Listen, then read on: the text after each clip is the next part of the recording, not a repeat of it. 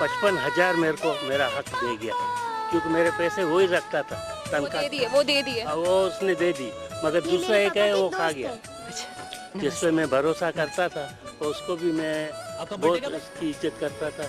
मैंने जो 55,000 दिए, उसने अपने बच्चों का ख्याल किया, मुझे छोड़ दिया एकदम। फिर मेरा इसका कोई हिस्सा नहीं। मेरे को बहुत दुख हुआ। 55,000 2, 3, 4 वक्त इसको मैंने बोला, भाई मेरे पैसे मेरा कोई भी नहीं है, रिश्तेदार है। बोला बीसी निकलेंगी तो दूंगा, बीसी निकलेंगी तो दूंगा, बीसी निकले, ऐसा करते करते उड़ा दिया। फिर रऊ सेठ ने बोला मेरे को, ये देने की नीयत नहीं करता है, ये देने की इसकी नीयत नहीं है, आप इसको छोड़ दो, आप ये भूल जाओ, अल्लाह आपका रास्ता कर देगा। और 1990 से अभी तक मेरे को तकलीफ नहीं हुई, खाना। अभी तो अब ठीक हो गया। अच्छा मुझे बताएं कि यहाँ पर कितने साल हुए हैं आपको, यहाँ कितना टाइम? 90 में आया हूँ जी हाँ। 60 में गया था और 90 में आ गया। में कब से? हाँ, ईजियो में इधर हूँ, इधर आए 4-5 महीने हुए। उससे पहले दूसरा वो वीडियो पर उधर थे 2-3 साल था वो, मगर मैं किसी को कुछ बोलता नहीं था, चुप करके। अब यहाँ खुश है?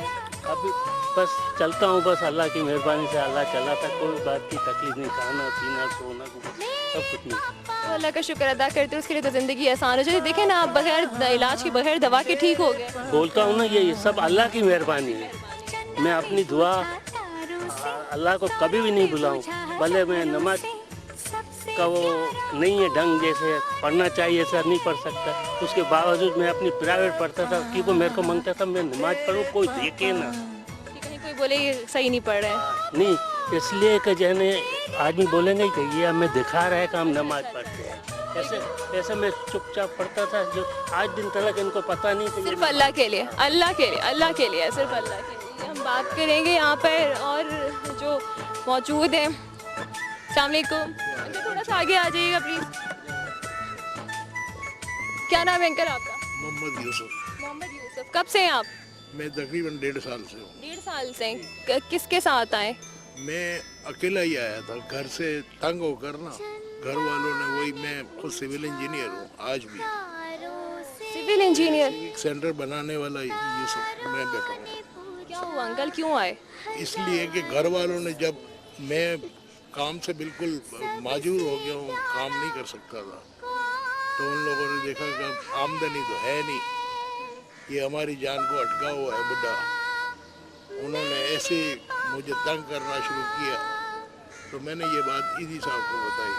मैंने बोला ईदी साहब ये मसला है, तो बोले तू परवाह नहीं कर, झगड़ा नहीं करना था, ईदी हम चला जा।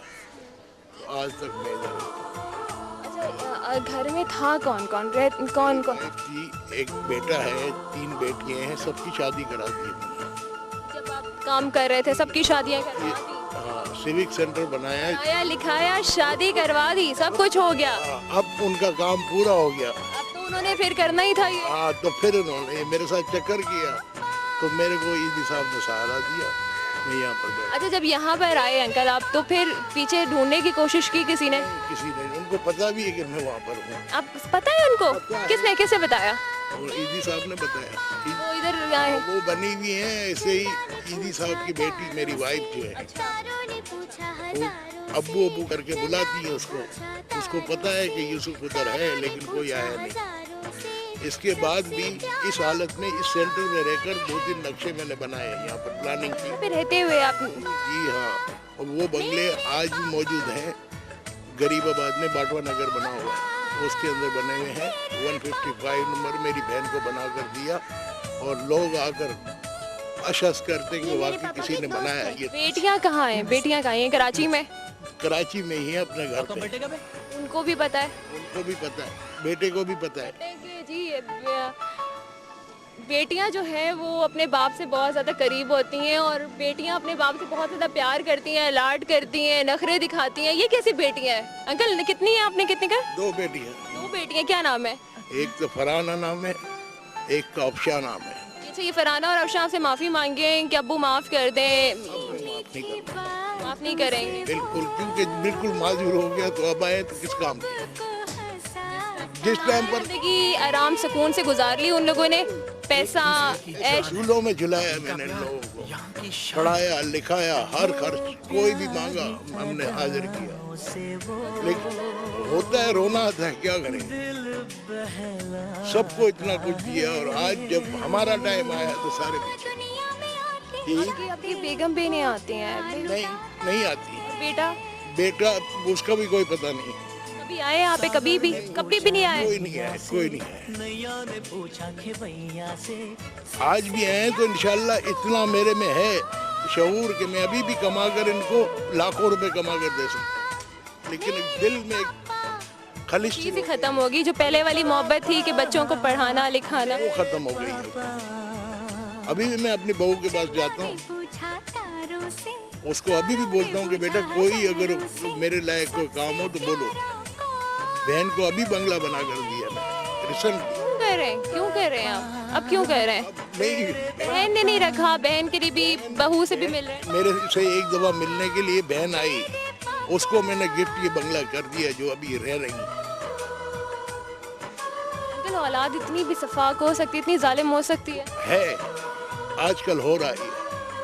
सही कह रहे हैं, सामने मिसाल मौजूद है कि हम ये कहेंगे जी ऐसा कहानियों में होता है, ऐसा जालिम लोग, ये सिर्फ कहानियों, मूवीज, फिल्मों में चीज़ें नजर आती हैं, तो हो रहा है। वो तो हो रहा है। जद्दा इंटरनेशनल एयरपोर्ट बनाने वाला भी ये शख्स बैठा हुआ है। उस दौरान मैंने हज भी किए 4। अगर अभी वो आपको ले जाना चाहें, अगर अभी कहेंगे? मैं नहीं जाऊंगा। आप नहीं जाएंगे? वो माफिया मांगे हैं आपसे? कुछ भी करे मैं नहीं जाऊंगा। अंकल, अल्लाह ताला, मैं इतनी ही कह सकती हूँ, अल्लाह आपको और हिम्मत दे ये सब कुछ बर्दाश्त करने की, क्योंकि छोटी बात तो है नहीं, बहुत बड़ी बात है। ज़िंदगी के सारे खूबसूरत साल आपने सारी ज़िंदगी उन लोगों के लिए लगा दी है, उनको पढ़ाया, उनको लिखाया, और एक किस उम्र में आकर जब इंसान को आराम चाहिए होता है, एक सुकून चाहिए होता है, जहनी सुकून, चलो जिस्मानी सुकून तो लोग करते रहते हैं काम, आखिर जहनी सुकून भी एक चीज़ होती है, उन्होंने आपको छोड़ दिया। तो अंकल, ये तो आप जानते हैं कि दुनिया मुकाफ़ात अमल है, जो जैसा करेगा वो वैसा। बेटे की शादी हो चुकी है, बेटियों की आपकी शादी हो चुकी है, औलादें उनकी भी हैं। उनकी भी हैं, बिल्कुल सामने आएगा बिल्कुल। अल्लाह ताला करने वाला कौन है? सबसे बड़ा अशरफुल मखलूक है।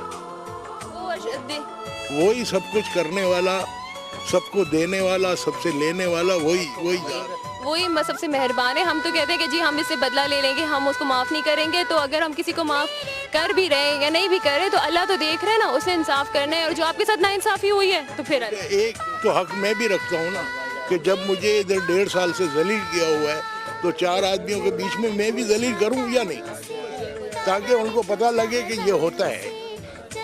अगर जो आएंगे तो मैं जलील करूँगा। नहीं चाहते दिल कितना टाइम बताया आपने? कब से? 1.5 साल हो गया।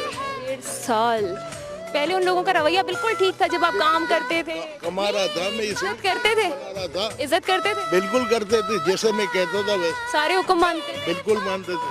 अच्छा, खानदान का कोई और शख्स भी, चले आप औलादों को छोड़ दें, बीवी को छोड़ दें, कोई और भी, आप किसी ने भी नहीं कहा कि आप? मेरी एक बहन आई थी यहाँ पर, आई थी मेरे से मिलने के लिए रात को 10 साढ़े 10 बजे के करीब। मैं मिला, बड़ी खुशी हुई कि चलो कोई तो आया मिलने के लिए। मेरे को बोला भैया आपसे काम है। मैंने बोला अच्छा, सुबह को मैं घर पे आऊँगा। उन्होंने एड्रेस दिया, मेरे को बाटवा नगर का गरीबाबाद के सामने ही है, तो उधर मैं घर पे गया हूँ। 155 नंबर उनका मकान है, प्लॉट था। बोला भाई मैंने ये प्लॉट लिया है, अब बनाना है, तामीर करना है, कौन करेगा? मैंने बोला बेटा तो आई है, बड़ी खुशी मेरे को हुई है, मैं ही करूँगा सब। यही अमान साहब भी जानते हैं, मैंने यहाँ बैठ सादे पेपर पे नक्शा बनाकर वो पूरी इमारत तामीर करवाई। अल्लाह आपको अजर भी देगा और अल्लाह आपको इसका इनाम भी देगा, यहाँ नहीं तो आगे जो असल ठिकाना है बिल्कुल मिलेगा। अंकल खुश रहें, अपना बहुत ख्याल रखें। नाज़रीन, इसके साथ टाइम हो चुका है ब्रेक का। ब्रेक के बाद नाज़रीन मिलवाना चाहूँगी इनसे। इन्होंने शादी तो नहीं की, लेकिन जो इनके रिश्तेदार या जो इनके रिलेटिव्स रहे, उन्होंने भी भरपूर इनसे नफ़रत तो मैं यहाँ पे नफरत ही कहूँगी जब आप अपने खूनी रिश्ते के साथ बेहिस्सी कलिबादा उड़कर उसकी तरफ से लापरवाह हो जाएं तो इसे नफरत ही कहा जाएगा कि आप उसका ख्याल ही नहीं कर सके, उसका एहसास ही नहीं कर सके, क्योंकि इस वक्त की जिस उम्र में मौजूद हैं वहाँ पर अपनों की बहुत ज़्यादा ज़रूरत होती है, एक सुकून की, एक ख्याल की, एक एहसास की ज़रूरत होती है। बट यहाँ पर ये सब जो इतनी सारी कहानियाँ बिखरी हुई हैं, इन लोगों ने अपना एक खुद का रिश्ता बना लिया है, आपस में दोस्त, भाई, बाप, ये सब लोग एक दूसरे के खुद ही सारे मसले हल करते हैं, एक दूसरे से खुद ही अपने दिल की बातें शेयर करते हैं, एक दूसरे से खुद ही वो सारी चीज़ें जो इनके दिल को ज़्यादा दुखाने लगती हैं कह सुनकर हल्का कर लेते हैं। इस वक्त जो मेरे साथ यहाँ पर मौजूद है, मैं इनका नाम पूछती हूँ। अस्सलाम वालेकुम। वालेकुम सलाम। अंकल आपका नाम क्या है? मेरा नाम नूरुद्दीन। नूरुद्दीन। आप कब आए यहाँ पे? मेरे को कोई 3-4 साल हो गए। 3-4 साल खुद आए थे? 4 साल हो गए। नहीं, मेरी भाई की लड़की है, उन्होंने दाखिल कर दी गई, वो सऊदीया चली गई। यहाँ आए थे लेने के लिए, तो मुझे यहाँ दाखिल कर दी। पहले आप उनके साथ रह रहे थे? साथ रहता था। और रिश्तेदार नहीं? और रिश्तेदार नहीं आपके? भाई थे, भाइयों का इंतकाल हो गया, एक बहन थी, उसका भी इंतकाल हो गया। भाइयों के और बच्चे? ये भाई की बेटी थी? और है, मेरे को पता ही नहीं, वो नहीं आता कोई। पता भी होगा, मुझे आए नहीं मिलने। किसी ने मुझे साफ बात है कि जिम्मेदारी लेने की कोशिश ही नहीं की। जी हाँ, जिम्मेदारी लेने की कोशिश नहीं। आपको इनके बारे में बता रही थी कि इन्होंने शादी तो नहीं की है, लेकिन कुछ ऐसे मजबूरियां हो गई थी, कुछ ऐसी मुश्किलात आ गई थी जिसकी वजह से इन्होंने शादी नहीं की। बाद में ये अपने एक भाई की बेटी के साथ रहने लगे, तो उन्होंने कहा कि मेरे भाई का इंतकाल हो गया, बहन का भी इंतकाल हो गया। बाद में एक भाई की बेटी के साथ रह रहे थे और फिर वो सऊदीया चली गई, तो इनको यहाँ पर छोड़ दिया। वो खुद छोड़ने आई थी या आप खुद आए? खुद छोड़ने आए थे। छोड़ने आए थे? जी हाँ, खुद दाखिल कर दी गई। उनको दुख हो रहा था इस चीज़ का कि हम यहाँ पे आपको छोड़ के जा रहे हैं, या बस नॉर्मल? मुझे कहा था हम आएंगे, फिर आई नहीं। मैंने 2 दफा फ़ोन किया था उनको, मगर वो नहीं आई। उनकी खाला रहती है ना यहाँ पे, तो उनको फ़ोन किया था, वो कहने लगे भी नहीं आई, पाकिस्तान नहीं आई।